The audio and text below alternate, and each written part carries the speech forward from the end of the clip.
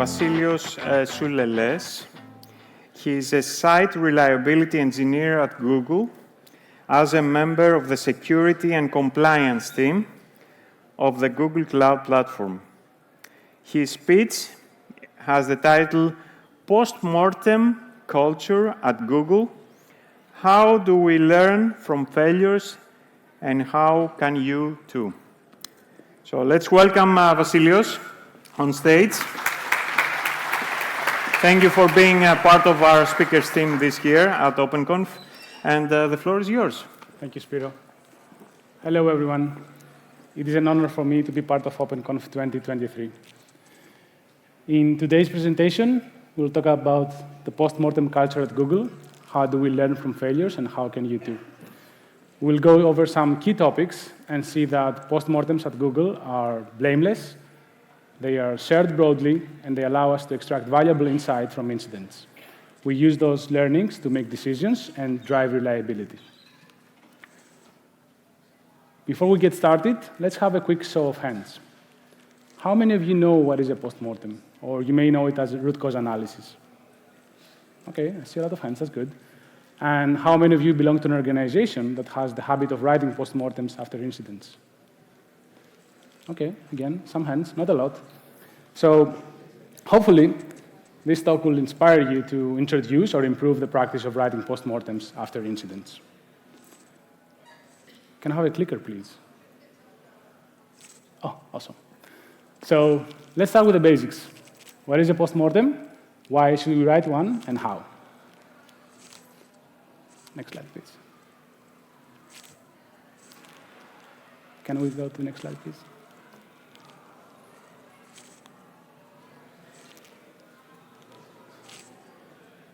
So until we wait to get to the next slide, we can proceed and see that postmortems, there we are.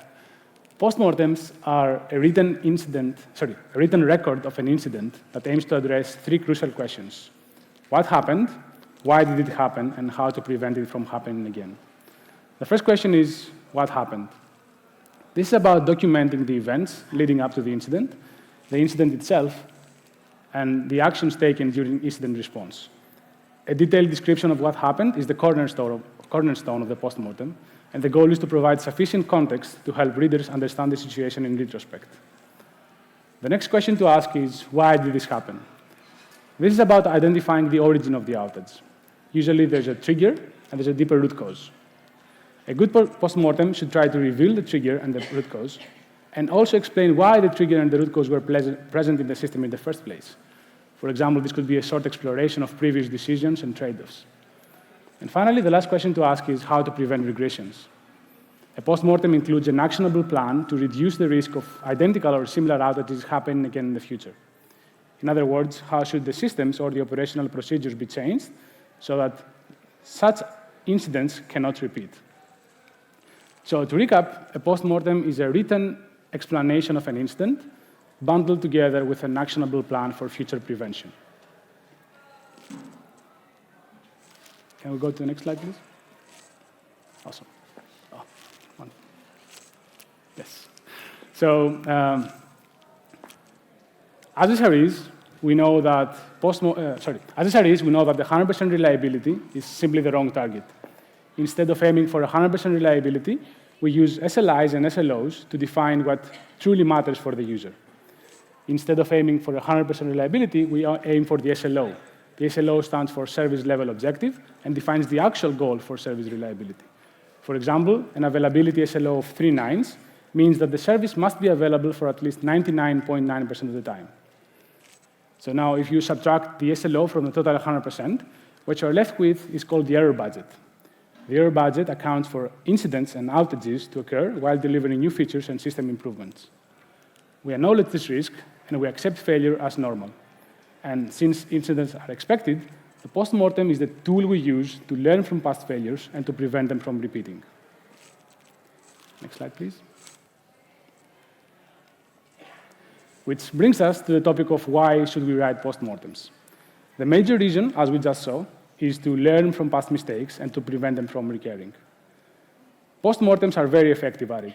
They offer a great opportunity to take a deep dive and truly understand the reliability characteristics of complex distributed services. Another reason for writing postmortems is that they enable SREs to quantify their engineering impact. Postmortems are artifacts that demonstrate expertise around reliability engineering. And these are qualities expected from senior engineers. And even beyond the individual, postmortems can be beneficial for the organization in a horizontal manner. By collecting postmortems from different teams and analyzing them, we may find that common patterns emerge. For example, a pattern could be that in many cases, the canary bake times were too short to catch regressions, or that mitigation required complex human intervention and precious time was wasted there. These patterns can be used to train teams on best practices and to create common automation and tooling. And the most important bit from this slide, and maybe from this entire talk on why should we write postmortems, is about why we shouldn't write postmortems. We should never use postmortems as a means to punish people involved in or contributing to outages. Next slide, please. Being blameless in postmortems is essential. Without being blameless, the postmortem process can be harmful for the organization. Why blameless? Because the goal should never be to criticize and fix the people. The goal should be to fix the systems and the operational procedures that create room for human error. Psychological safety is a relevant topic here. We don't want engineers to feel threatened by consequences.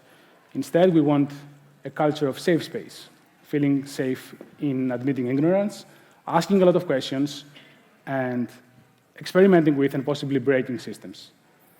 And eventually, through that process, maximizing the learnings across the entire organization. So within this safe space, postmortems allow us to learn from the mistakes of others.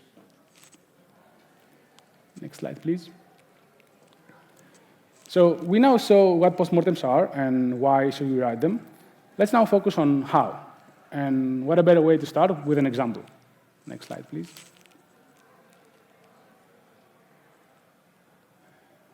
Okay, so this is an example of a postmortem and the key information to be captured.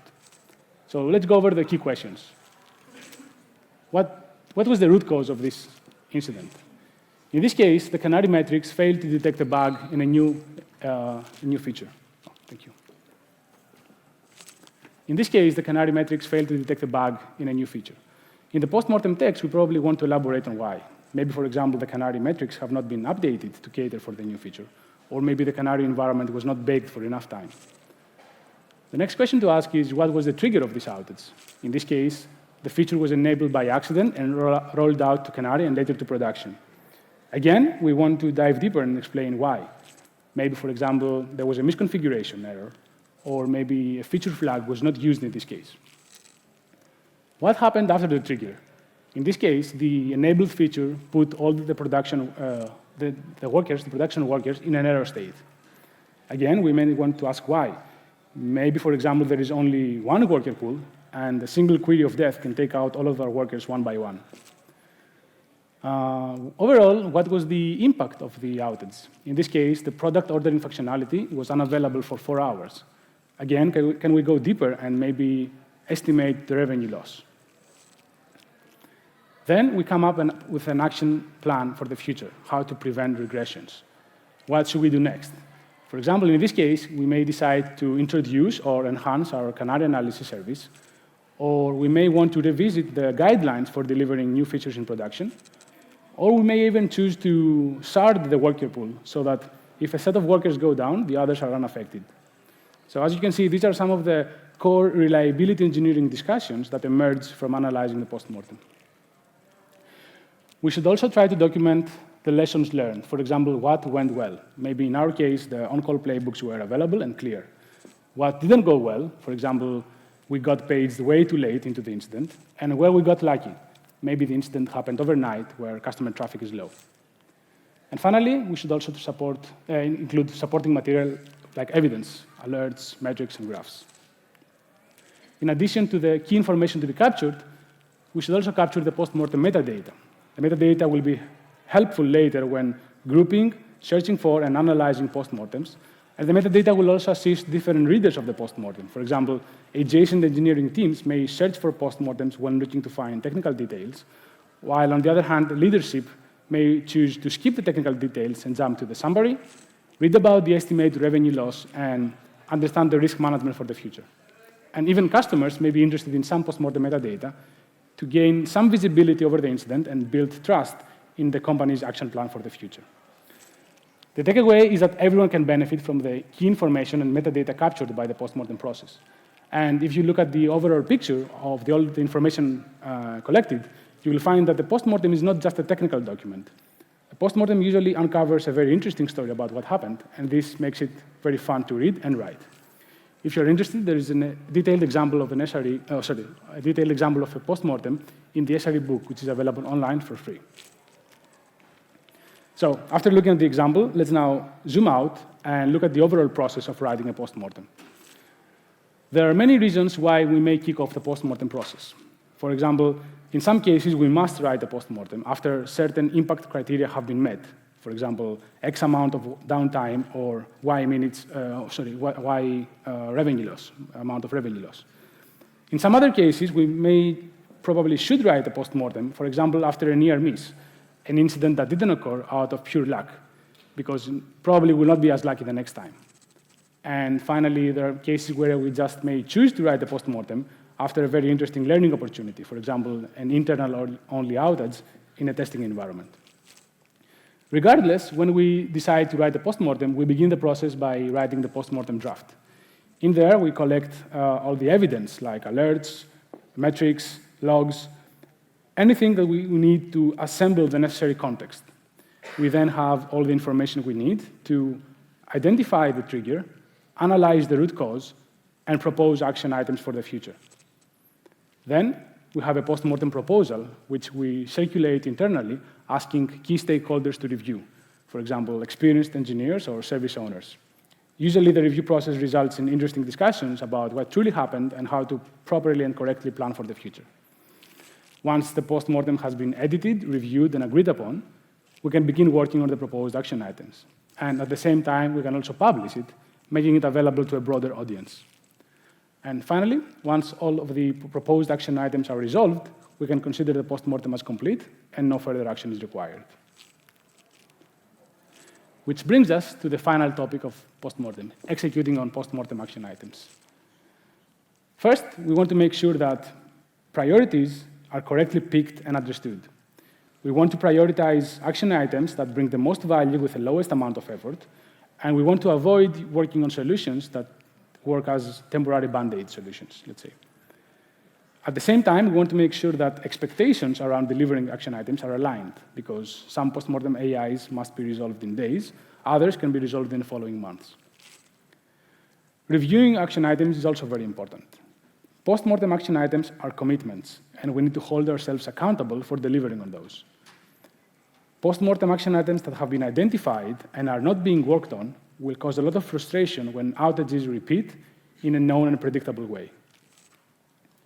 And finally, we want to be transparent to our executives about our progress on postmortem action items. They probably want to know about the improvements and the value added by our reliability efforts, and they want to reward or incentivize closure around such risk factors. Action items tied to postmortems are a mechanism for meaningfully reducing the risk of repeating outages. So now you may be wondering, how can I get started? Let's say you are an individual who wants to introduce a similar postmortem culture in your organization. Here are a few recommendations. First of all, you should get leadership to agree on and push for 3 key ingredients: allocating the time and effort in writing postmortems, being blameless, and prioritizing of action items. As we saw, without those vital ingredients, postmortems can bring more harm than good. Then, you can define the start criteria for kicking off the postmortem process. At first, it's a good idea to practice writing postmortems, even for small incidents. And finally, try to come up with a simple process that has a few steps with clear ownership and responsibilities. Try to come up with a process that works for your team and later improve upon it. Even within Google, there is no single process that works for all teams. Driving change in an organization can be really, really tough. So I would say start simple. Go for a minimal set of captured information and metadata. Go for a rough description of what happened, and don't overcomplicate the approval process. Perfection can wait. As a closing thought, I would like to say that if you're an individual who is introducing a similar postmortem culture in your organization, the goal should be to get to the point where people in meeting rooms say, we should probably write a postmortem about this incident, even if you are not in the room. And with that, I would like to thank you for your time and attention, and I hope I inspired you to put some of those ideas into action.